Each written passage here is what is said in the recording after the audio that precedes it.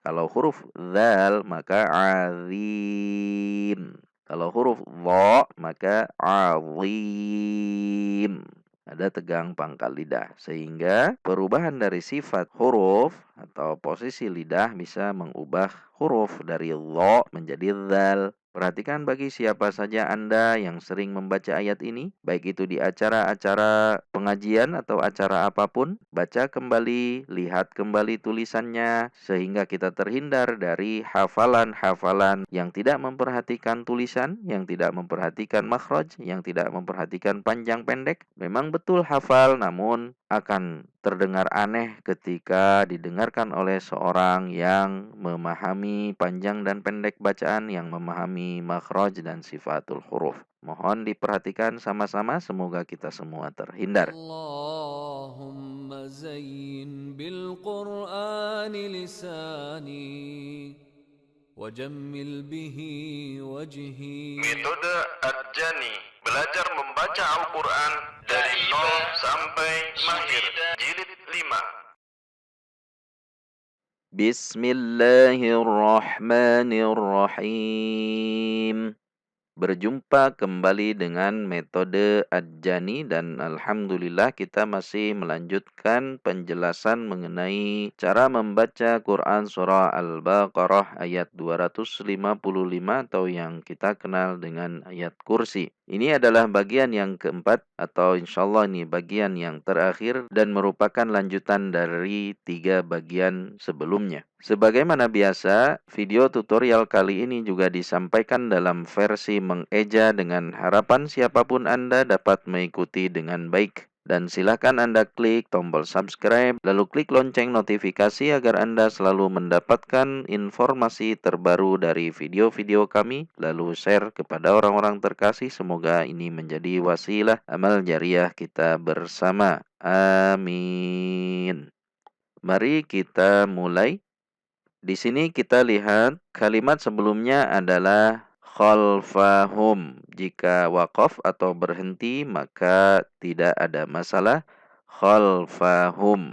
Selanjutnya jika diwasal dengan kalimat di depannya, maka mim sukun ini dibaca izhar syafawi karena di depannya bukan berupa mim dan bukan berupa ba. Sehingga cara membacanya tidak boleh dibaca panjang, tidak boleh dibaca dengung, namun dibaca jelas dengan sifat dari huruf mim. Khalfahum wa. Hum wa. Tidak boleh dibaca hum wa atau dibaca hum wa dihentak karena mim memiliki sifat bainiyah. Selanjutnya wa satu harokat, la dua harokat mad tabi'i, fathah bertemu alif. Yu satu harokat, hi dua harokat, kasrah bertemu ya sukun mad tabi'i. Perhatikan sifat dan makhraj huruf ha dibaca dari tengah tenggorokan, tidak dibaca hi. Jika dibaca hi maka mengubah makhraj atau mengubah huruf sehingga akan berdampak pada mengubah makna. Selanjutnya huruf tu mad tabi'i, dhammah bertemu wawu sukun. Perhatikan sifat dan makhraj huruf to. To, dhammah, tu. Harap dibedakan dengan ta, dhammah, tu. Jika ta, dhammah, tu, itu pangkal lidah kita rileks atau turun. Namun, ini huruf isti'la, sehingga saat dhammah tetap tegangkan pangkal lidah kita sehingga huruf menjadi tebal. Bukan dibaca tu, namun dibaca tu. Tu agak terdengar tebal karena pangkal lidahnya meninggi atau isti'la. Selanjutnya na satu harokat, bi satu harokat, shin fathah bertemu ya sukun, syai bacaan layin. Perhatikan sifat dan makhraj huruf shin, tidak dibaca sin namun shin. Ada tafashi shin. Syai tidak dibaca syai, juga tidak dibaca syai namun syai. Syai'in. Hamzah kasrah tanwin di depannya huruf mim. Maka tanwin dibaca idgham bi gunnah. masuk dengan dengung. Sehingga cara membacanya harus dengung, tidak boleh pendek. Tidak boleh dibaca immi, immi. Namun immi, immi karena idgham bi gunnah. Sehingga ketika disambung perhatikan bi syai'im min, bi syai'im min. Tidak boleh dibaca bi syai'im min. Selanjutnya mim kasrah nun sukun min. Min nun sukun. Di depannya huruf ain, maka nun sukun dibaca izhar halqi.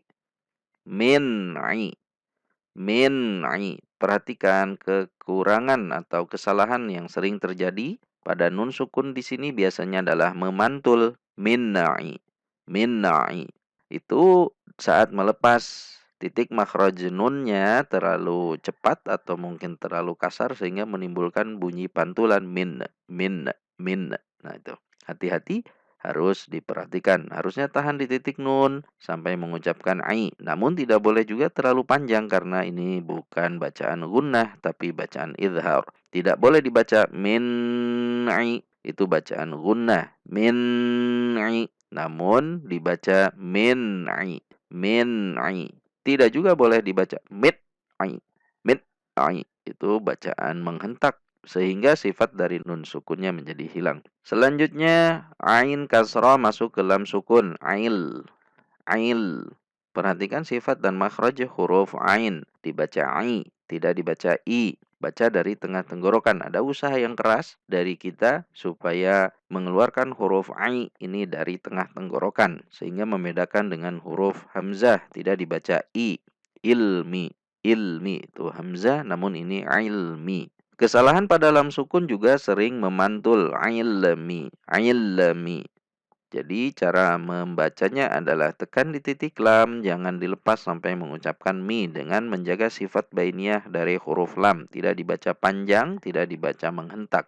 Perhatikan ilmi, ilmi, ilmi. Mi satu harokat, hi mad silah dua harokat. Namun karena di depannya ada huruf hamzah berupa alif, maka mad silah dibaca tawilah. Mad silah tawilah dibaca 4 atau 5 harokat. Hi 5 harokat. Bagaimana panjangnya 5 harokat? Yaitu seolah-olah ya 5 kali dari satu harokat. Jadi perbandingannya jika satu harokat adalah hi, 5 harokatnya menjadi hi hi hi hi hi. Nah, itu panjangnya. Hi hi hi hi hi. Sehingga jika disambung hi begitu. Selanjutnya hamzah berupa alif kasrah masuk ke lam tasydid. Il tidak boleh dihentak, tidak boleh dipanjangkan, namun dengan sifat bainiyah huruf lam. Di depannya ada lam fathah, di depannya alif, maka bacaan mad tabi'i la sehingga dibaca perhatikan illa, illa, tidak dibaca illa. Itu lam tasdidnya terlalu panjang atau dihentak illa tidak boleh, namun dengan sifat bainiyah dari huruf lam yaitu illa, illa ada hentakan dengan memperhatikan sifat dari huruf lam. Cara membedakan bagaimana membaca tasydid pada huruf syiddah, kemudian huruf bainiyah dan huruf rokhawah bisa dilihat pada gambar di bawah ini. Selanjutnya bi 1 harokat, ma 2 harokat mad tabi'i, sya shin fathah bertemu alif, namun di depannya ada huruf hamzah. Maka huruf shin ini menjadi bacaan mad wajib muttasil, dibaca 5 harokat. Perhatikan sifat dan makhraj huruf shin. Sya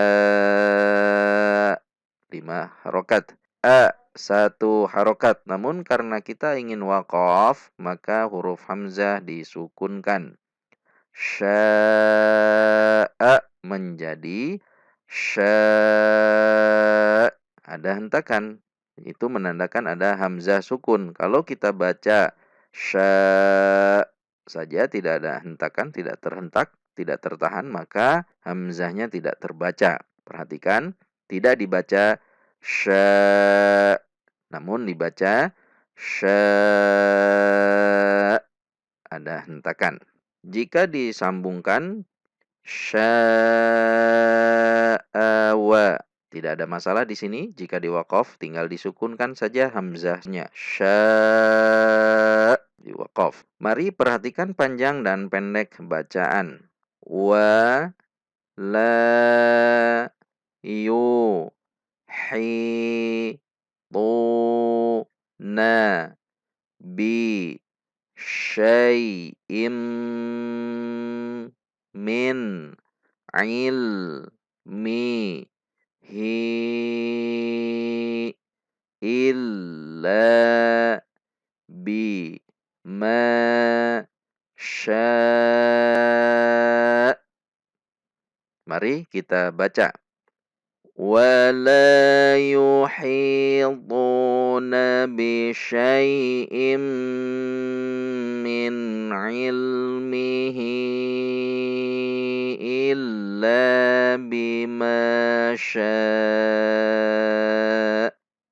Kita baca sekali lagi. ولا يحيطون بشيء من علمه إلا بما شاء.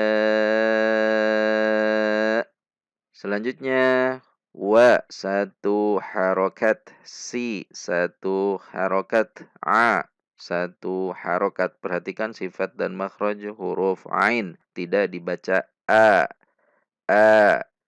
namun dibaca a dari tengah tenggorokan. Jika kita membaca masih a, maka itu sudah merubah huruf, bisa mengubah arti. Hati-hati, itu adalah kesalahan jali. Selanjutnya kaf lummah masuk ke ro sukun, kur. Perhatikan sifat dan makhraj huruf kaf. Kaf dibaca agak sedikit dorongan ku, namun tidak terlalu ku, namun ku. Tidak dibaca ku, itu huruf qaf, namun ini kaf. Ku dengan istifal, ku. Ra sukun sebelumnya dhammah, maka ra dibaca tebal. Kur. Tidak dibaca kur, itu tipis, namun dibaca kur dengan menegangkan pangkal lidah.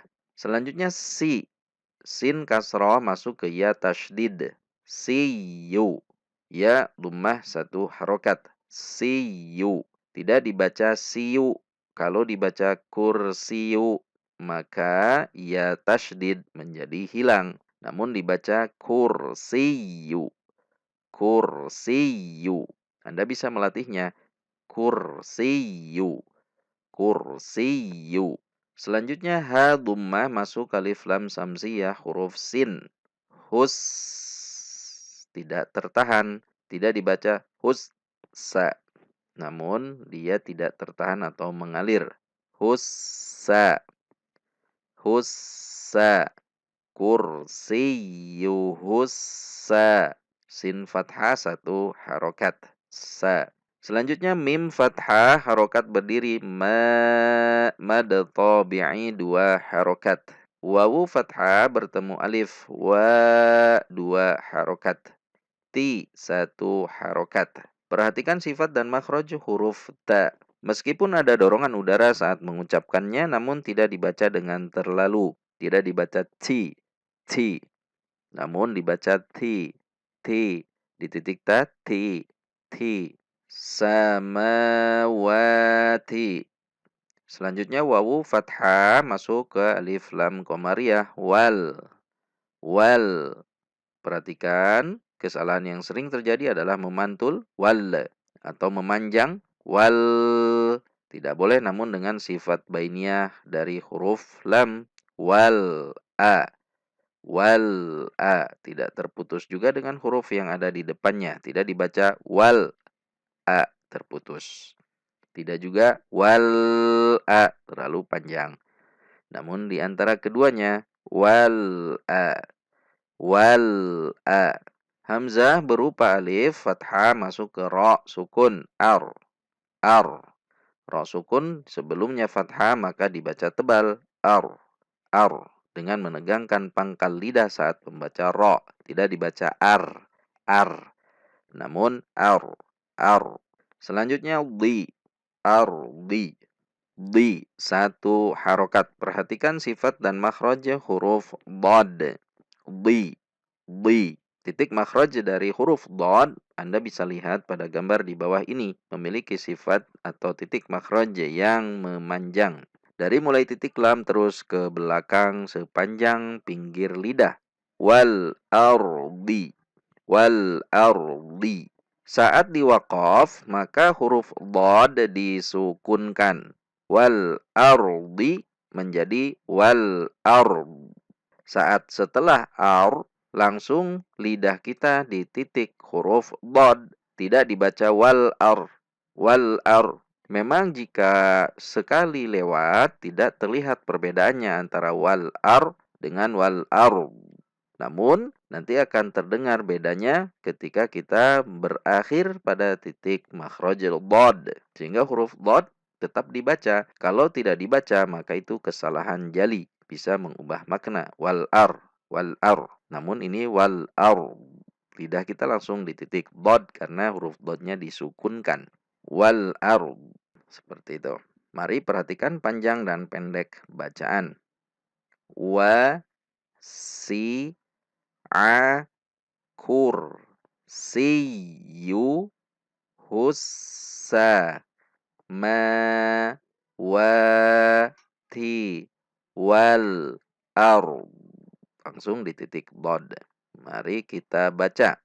Wasi'a kursiyuhus samawati wal ard.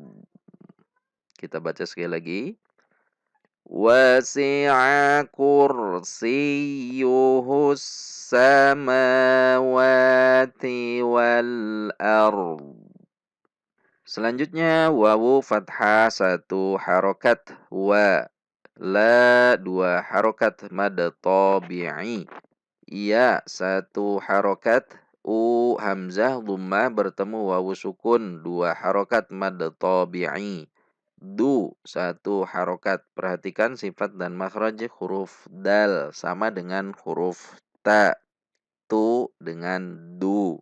Tidak dibaca tu dengan du seperti dunya bahasa Indonesia berada di langit-langit atas. Namun ini di belakang gigi seri atas sedikit menempel pada gusi gigi seri atas. Du. Ya udu hu mad silah ha dhammah terbalik mad silah qasirah dua harokat. Hi, perhatikan sifat dan makhraj huruf ha. Hi, tidak dibaca hi. Namun hi dari tengah tenggorokan masuk ke huruf fa.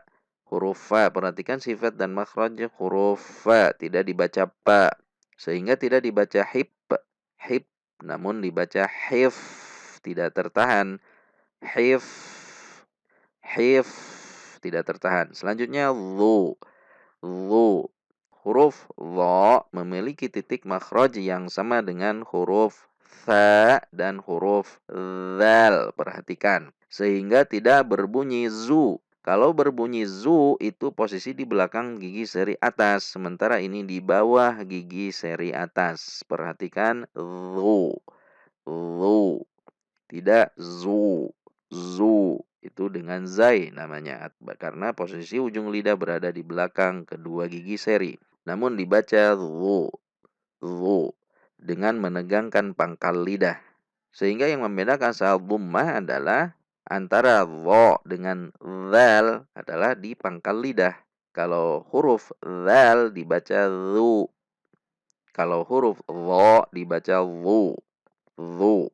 Pangkal lidahnya menegang sehingga huruf menjadi tebal. Sementara ujung lidahnya sama persis dengan huruf dzal, tidak berubah. Anda bisa melatihnya hifdzu. Hifdzu. Hifdzu. Tidak dibaca hifdzu, Hifdzu itu dzal. Namun hifdzu. Dzu, hu, 1 harokat, ma, 2 harokat, mad tabi'i. Boleh berhenti di sini atau boleh wasal atau disambung dengan kalimat yang ada di depannya. Karena ini masih pendek, mari kita sambungkan saja dengan yang ada di depannya. Dan ini dibaca waqaf maupun dibaca wasal tidak ada berubahnya, yaitu tetap 2 harokat. Hifdzuhuma wa, sama. Ketika waqaf juga sama. Hifdzuhuma, 2 harokat tetap. Wa, 1 harokat. Hu, 1 harokat. Perhatikan sifat dan makhraj huruf ha. Tidak dibaca terlalu ke dalam. Hu, hu. Namun biasa saja seperti ha bahasa Indonesia. Hu, hu, hu. Wawu fathah masuk ke lam sukun. Wal, wal. Perhatikan terus lam sukun tidak boleh memantul, tidak boleh terlalu panjang, tidak boleh terputus dengan huruf yang ada di depannya. Sehingga cara membacanya Anda bisa melatihnya dengan wal'a. Wal'a. Tidak dibaca wal'a, tidak juga wal'a. Namun bainiyah wal'a. A, 1 harokat. Perhatikan sifat dan makhraj huruf ain. Di tengah tenggorokan tidak dibaca a. Hati-hati. Huwal a. Namun huwal a.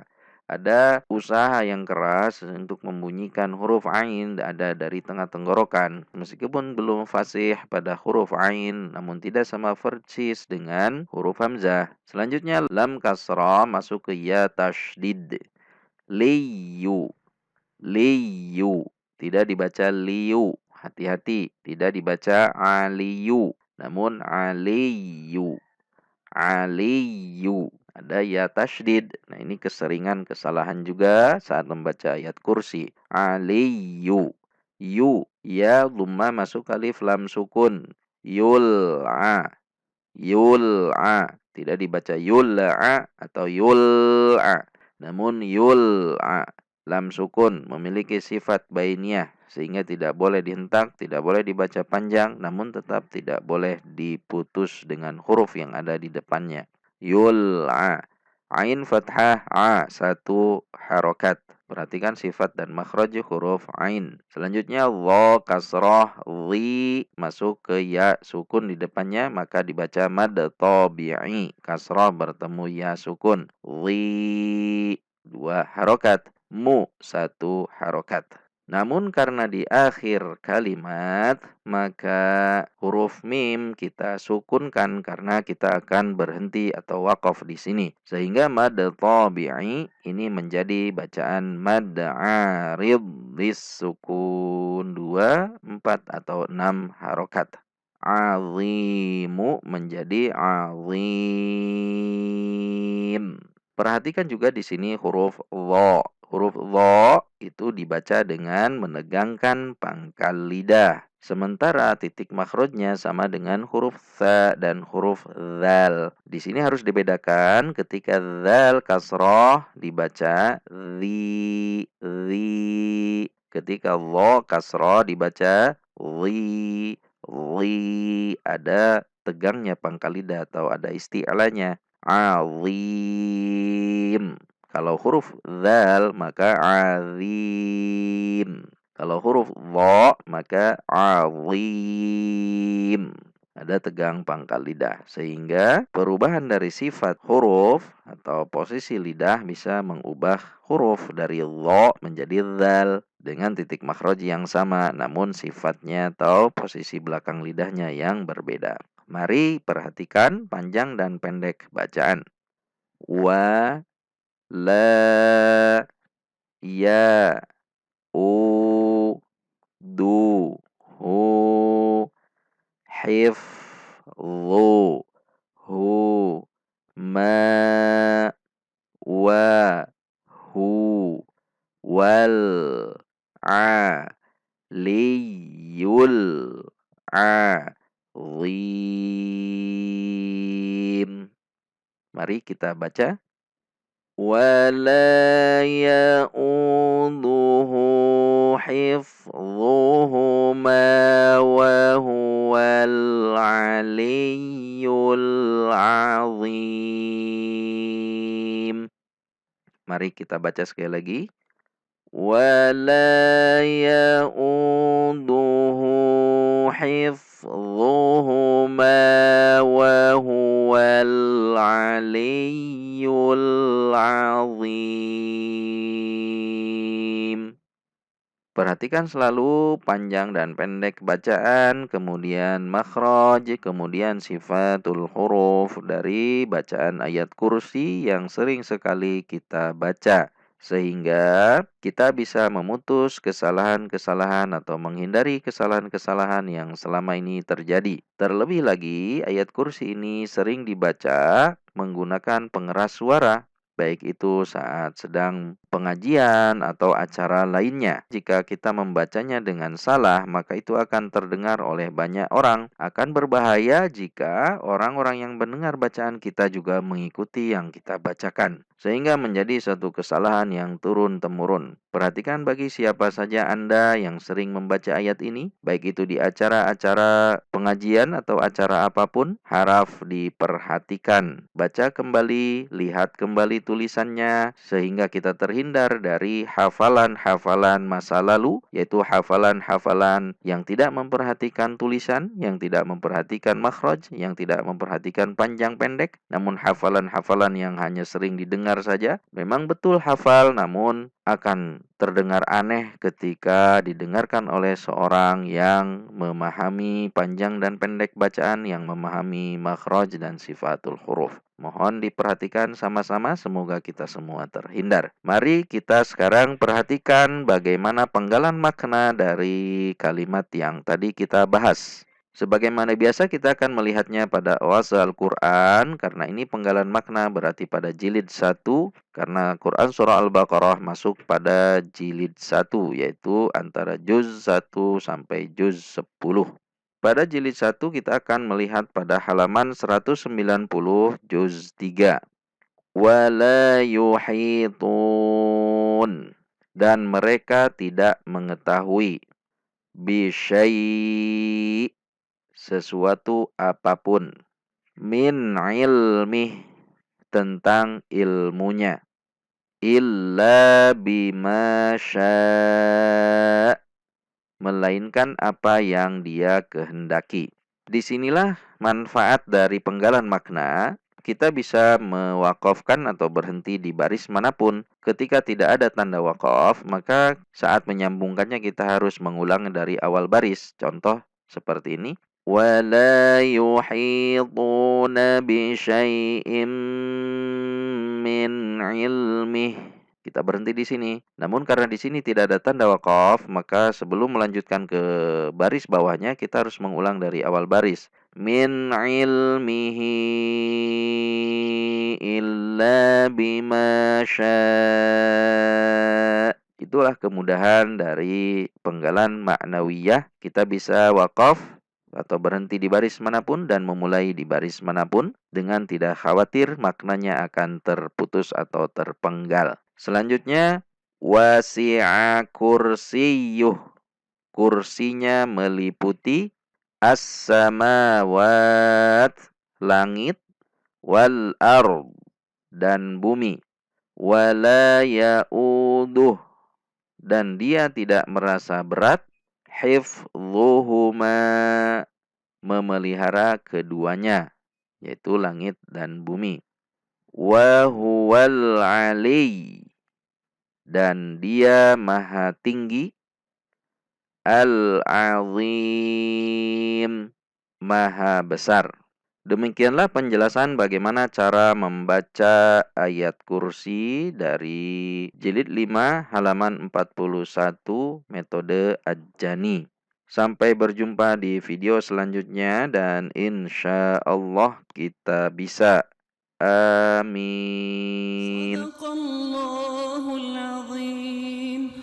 Sadaqallahul karim. Sadaqallahul halim. Sadaqallahul ladzi anzala al-furqan